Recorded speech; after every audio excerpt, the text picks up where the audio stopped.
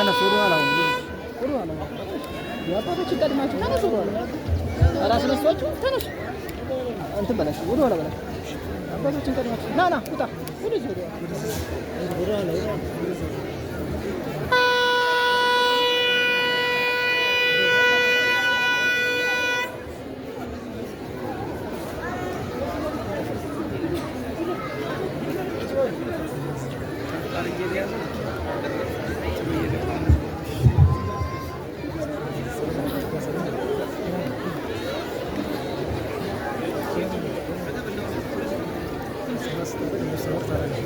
ገብቶኛል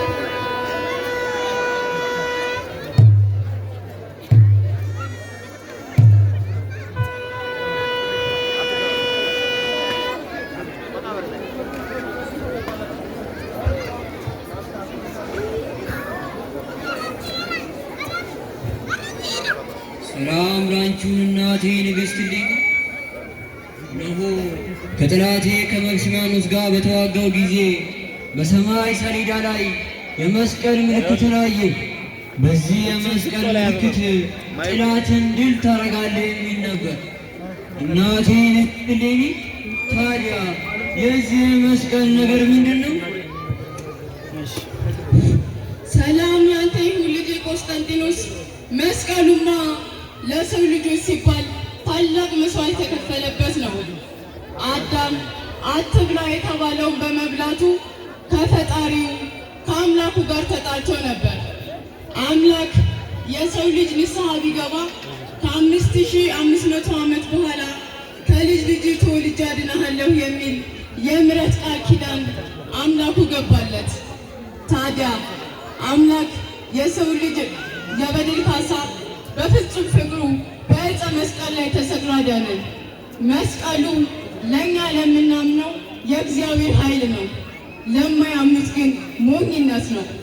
ምክንያቱም የልዑል እግዚአብሔር ደም ፈሶበታልና። እናቴ ንግሥት እሌኒ ታዲያ ይህ ታላቅ መስዋዕትነት የተከፈለበት የጌታ መስቀል ከወዴት አለ?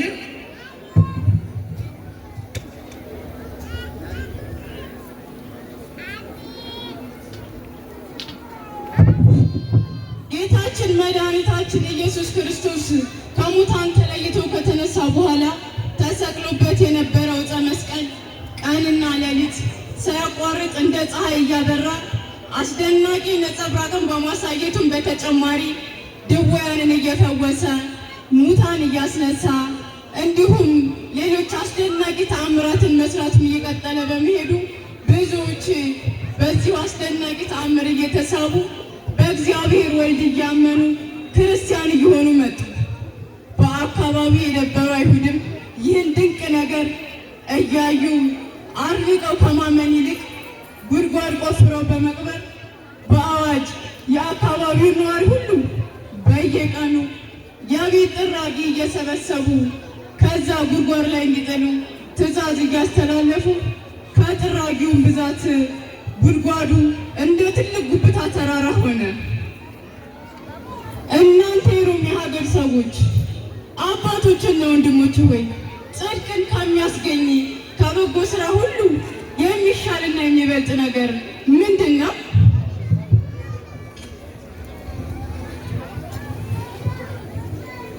ንግሥት ሆይ ሺህ ዓመት ንገሽ፣ የዕድሜንም ካባ በረጅሙ ልበሽ። የምድር ጋጋታ የሰማይ አንድምታ የዝናብ ጠብታ ማይበግርሽ ንግሥት ሆይ ቅዱሱን በመፍራት በጾምና በጸሎት እግዚአብሔርን ከማገልገል የሚበልጥና የሚሻል ለነፍስና ለሥጋ በምድር ላይ ሌላ ሥራ እኛ አናውቅም። ከቶም አጥማሪው ንግሥት ሆይ ለነፍሳችሁና ለሥጋችሁ የሚጠቅም ይህን መልካም ነገር ስታውቁ ባለማወቃችሁ ክፉዎች አመፀኞች አይሁድ በምድር ውስጥ የቀበሩትን የክብር ባለቤት ጌታ ኢየሱስ ክርስቶስ የተሰቀለበትን መስቀሉን ለመፈለግ የማትደክሙት ለምንድን ነው? አባቶቼ፣ ወንድሞቼ፣ የምትወዱኝ የምወዳችሁ ወገኖች ሆይ ጌታ ክርስቶስ ተሰቅሎበት በደሙ ስለከበረ መስቀሉ ዜና ንገሩኝ። እራሱን የመቱበት ሽመል ወዴት አለ? እግሮቹንና እጆቹን የተቸነከሩባቸው 5 ችንካሮች ከወዴት አሉ? የክብር ባለቤት ዕፀ መስቀል ላይ ተሰቅሎ ሳለ በተጠማ ጊዜ ሐሞትና መራራ ያጠጡበት ሰፍነግስ ወዴት አለ?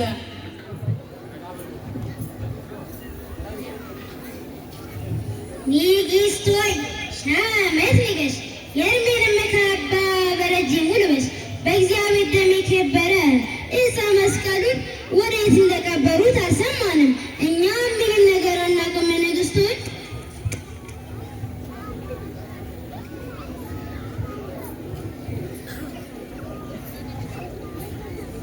ንግሥት ሆይ ከብዙዎች አዋቂዎች ከአስተዋዮቹም እንዲሽሉ ከታናሽነቴ ጀምሮ ሰምቼ አዳምና ልጆቹን ለማዳን የክብር ባለቤት ኢየሱስ ክርስቶስ በቀራንዮ እንደተሰቀለ በጎልጎታም እንደተቀበረ በ40ኛውም ቀን ወደ ሰማይ እንዳረገ ሰምቻለሁ። ስለ ጌታ ክርስቶስ በመስቀል ዳግመኛም የሰማሁት ክፉዎች አይሁድ ምድሩን ጥልቅ አድርገው ቆፍረው እንደቀበሩት ላያቸውም ላይ ጥራጊያቸው ከመሩበት ነው። ነገር ግን ንግሥት ሆይ ቤት እንደቀበሩት እጹብ እጹብ እጹብ የሚገርም እኮ ነው ወገኖቼ።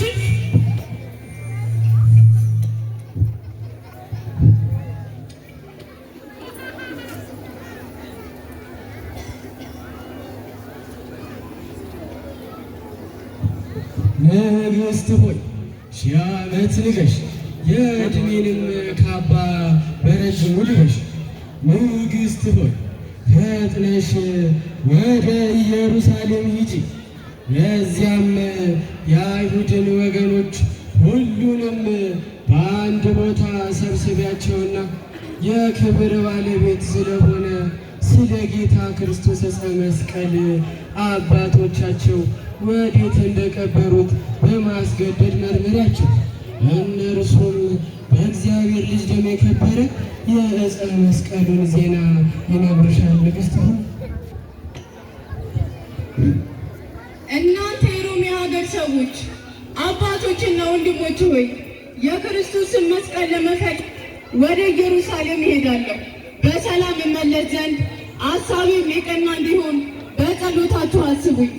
አንተም የምወድህ ውዱ ልጄ ቆስጠንጢኖስ ሆይ ሁልጊዜ በየሰዓት ሁሉ እግዚአብሔርን በመፍራት ጸንተህ ኑር። ከትእዛዙና ከሕጉ ወደ ቀኝም ቢሆን ወደ ግራም ቢሆን ፈቀቅ አትበል። የተራቡትን ሳትለይ አብልተህ አጠጥተህ አጥግባቸው። ሕዝብህንና መንግሥትህን በሰላምና በጤና ይጠብቅልህ። ወደ ፈጣሪ በጸሎት ትጋ። የአብርሃም የይስሐቅ የያዕቆብ አምላክ ይከተልሽ፣ ያሰብሽውንም ይፈጽምልሽ፣ ቸርነቱ አያልቅምና።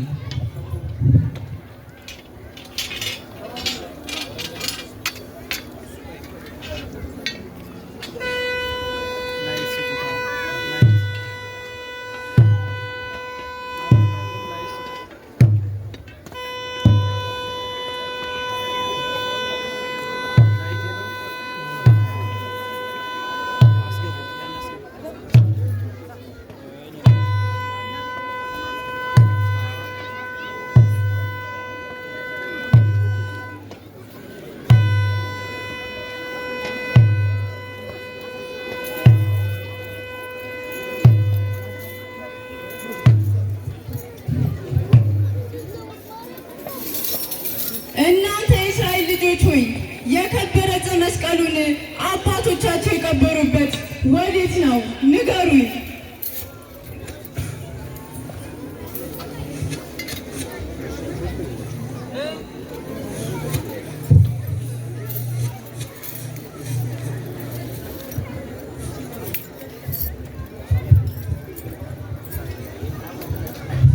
ንግሥት ሆይ ሻመሽ የእርሜንን ካባ በረጅሙ ልበሽ። እኛ ስለ መስቀል ማናውቅም። ንግሥት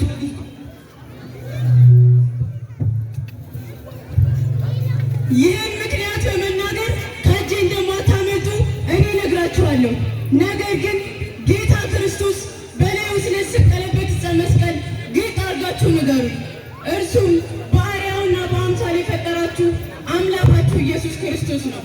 በእግዚአብሔር ልጅ ደም የከበረ ዕፀ መስቀሉን አባቶቻቸው የቀበሩበትን ካልነገራችሁኝና ይህንን ምስጢር ለእኔ ገልጣችሁ ካልነገራችሁኝ ግን በክፉ አሟሟት ትሞታላችሁ። መላው ሀገራችሁ ከነ አውራጆቿና ከሚያጎራብቷት ሀገሮች ሁሉ ጋር ምድረ በዳ ትሆናለች። ንጉሥ ሆይ ሺህ ዓመት ንገሥ። የእርሜንን ካባ በረጅሙ ልበስ። ንግሥት እመቤታችን ሆይ እኛ ስለምትይው ነገር ምንም አናውቅም። ንጉሥት ሆይ የአይሁድ ሕዝብ ሆይ አባቶች የቀበሩትን ልጆች ያውቁምን? የጌታ ክርስቶስ ዕፀ መስቀል የተቀበረበትን ንገሩኝ። የጌታ ክርስቶስ ዕፀ መስቀል አባቶቻችን ቀብር የደፈኑበትን ቦታ ብንነግራት ትገለናለች፣ ርስታችንንም ትሰጠናለች። ስለዚህ በፍጹም መናገር የለብንም።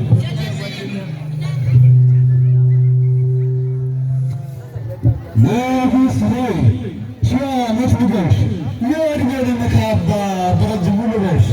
ንጉሥ ሆይ ስለምን ታስጨንቂናለሽ? እኛ ስለ መስቀሉ አልሰማንም፣ ክርስቶስም ሲሰቀል አልነበርንም። አባቶቻችንም ቢሆኑ ሰውን ወይም ክርስቶስን አልሰቀሉም፣ መስቀሉንም በምድር ውስጥ አልቀበሩም። ንጉሥ ሆይ እናንተ ሐሰተኞች፣ የኢየሩሳሌም ሀገር ከእኔና ከእናንተ ለማን ትቀርባለች? መስቀሉ የተቀበረበትን የማትነግሩኝ ከሆነ የከፋ አሟሟትን ትሞታላችሁ። የጌታ ክርስቶስ ዕፀ መስቀል አባቶቻችን የቀበሩበትን ቦታ ብንነግራት ካልነገርናት ትገለናለች፣ ርስታችንንም ትሰጠናለች። ስለዚህ ብንነግራት ይሻላል።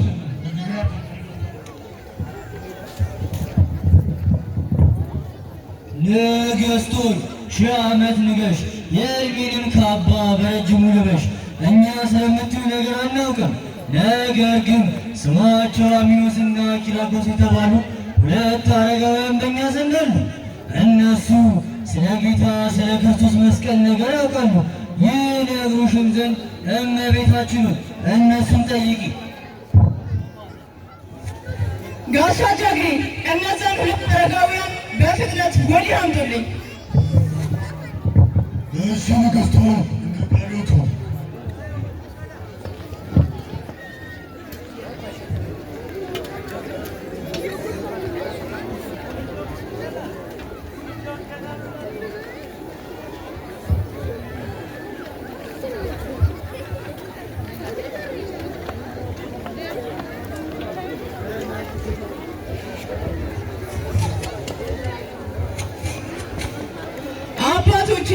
ስለ ጌታ ክርስቶስ ዕፀ መስቀል ዜናውን ንገሩኝ።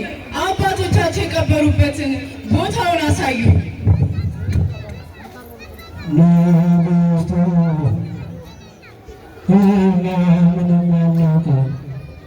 ስለ ክርስቶስ ዕፀ መስቀል ምንም አልሰማንም።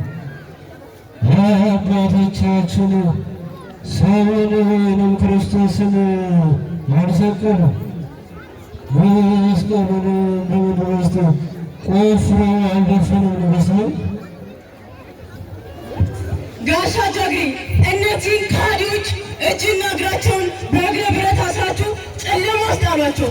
እልም አትስጧቸው፣ በረሃ አምጥቷቸው። እነዚህን የውሸት አባቶች ወስዳችሁ በትልቅ ገደል ውስጥ ጣሏቸው። እሺ ንግሥት ሆይ እንደ ቃሎቱ።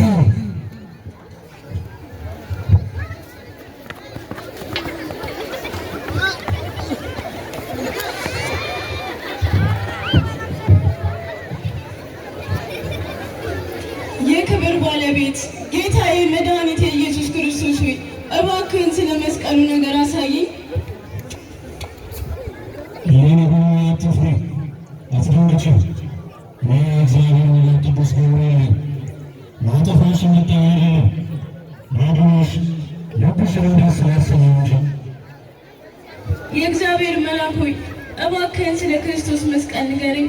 ይህንንም በእግዚአብሔር ልጅ ደም የከበረ ዕፀ መስቀሉን ክፉዎች አመፀኞች አይሁድ የቀበሩበትን ቦታውን አሳየኝ።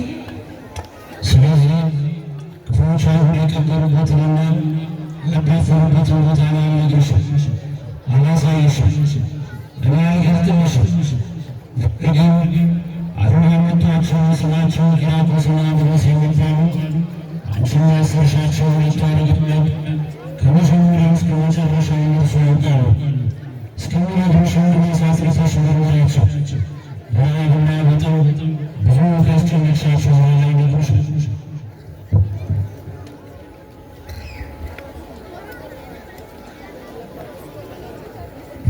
ጋሻ ጃግሬ እነዛን ሁለት አረጋውያን በፍጥነት ወዲያው አምጡልኝ። እሺ ንግሥት ሆይ እንደ ቃሎቱ።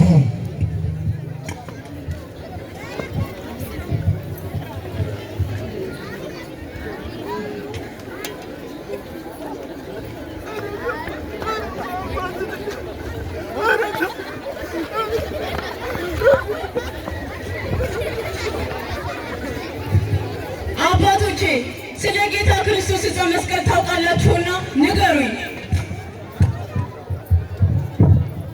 ንግሥቱ እንነግርሽ ዘንድ ጥቂት ላስችል። የክርስቶስ ዕፀ መስቀል የተቀበረበት አስቀድማችሁ እስካልነገራችሁኝ ምንም አልሰጣችሁም። ንግሥት እመቤታችን ሆይ እንነግርሽ ዘንድ ስማሽ። በዚያ ወራት እኛ ታናናሾቹ ሳለን አባቶቻቸው ሲናገሩ ከእርሳቸው እንደሰማነው ጌታ ኢየሱስን የሰቀለበት ቦታ ስሙ ቀራንዮ ነው። በቦታ በሚባል በጎልጎታ ቀበሩትና በሦስተኛው ቀን ከሙታን ተለይቶ ተነሳ። የከበረ መስቀልንም አባቶቻችን በዚያ ስፍራ ቀበሩትና በአካባቢው ላይ አዋጅ አስነግሮ የአካባቢውን ሕዝብ የሞቱን ጥራጊና ቆሻሻዎችን እያመጡ እንዲደፉ አስደረጉ። በዚያንም ጊዜ ተራራው 500 ክንድ ያክል ተራራ ሆነ። ይህ ታሪክ ከተፈጸመ 300 ዘመናትን አስቆጥሯል። በስተቀር ንግሥቱ ስለ ምድረ ከንቱ ትደክሚያለሽ፣ ሰውንስ ለምን ታደክሚያለሽ? እነሆ የጌታ የኢየሱስ መስቀል ከእነዛ ከምታያቸው ከሦስቱ ተራሮች በአንዱ እንደሆነ አባቶቻችን ሲያወሩ ሰምተናል።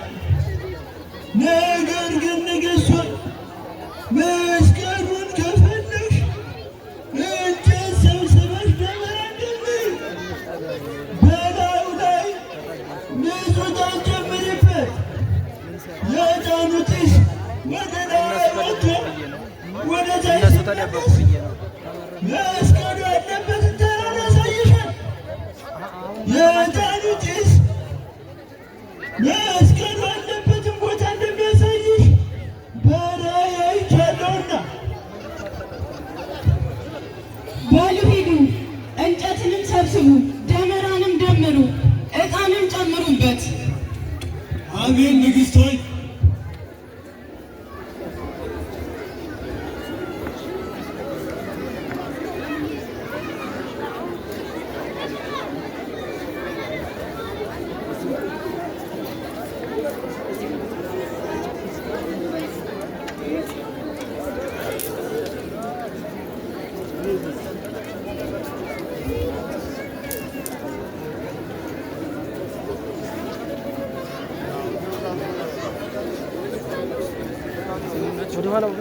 ና ና ተነስ ተነስ እዲ ልጆች